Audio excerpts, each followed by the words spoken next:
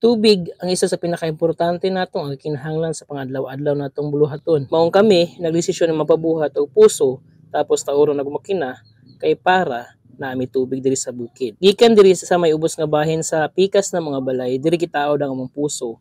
Tapos diri pod gitaod ang makina. Mao kay namang ginabuhat para makakuha mig tubig. Kini nga puso kay medyo lalom-lalom gyud ni siya kay duha man gyud ka tubo og 1/4 ang nataod niini.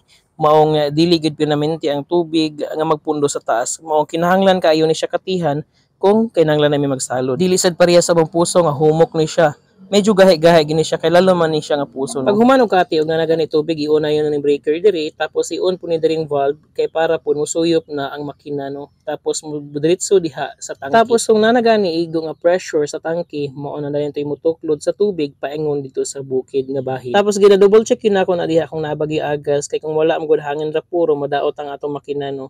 Tapos kung nanagani tubig ug ma-sure na nako nga okay na iuna na nako diri ang valve paingon sa bukid nga bahin. Medyo layo-layo gyud among pikas nga balay kay mukabat man kani og 120 ka metros pag umaabot ang tubig dito sa pikas nga balay. Unya patangas sad siya. Maong grabe gyud kagamit ni nga makina no kay musaka na gyud ang tubig paingon sa mong pikas nga balay nga dili na mi magbalik-balik og kabo og ginalon. Kay sa una man gud nami faucet pero ning undang na ang tag-iya tungod kay naguba na ang makina sa ilang tangki tapos dili na kayag supply paingon sa mong balay. Mao to nga nagdesisyon mi nga magtaod og amoa kay mas makatipid pa man siguro. So mao ni ang agas paingon diri sa tangkal na mga kuis. Gikan dito sa ubos paingon diri sa bukid kay naaman diri ang among tangkal para layo sa mga silingan mga kuis kay daghan na pulo niya kayo magyaw-yaw kay baho ang tae. Mao kita gyud dapat mag-adjust mga kuis sa atong mga silingan no.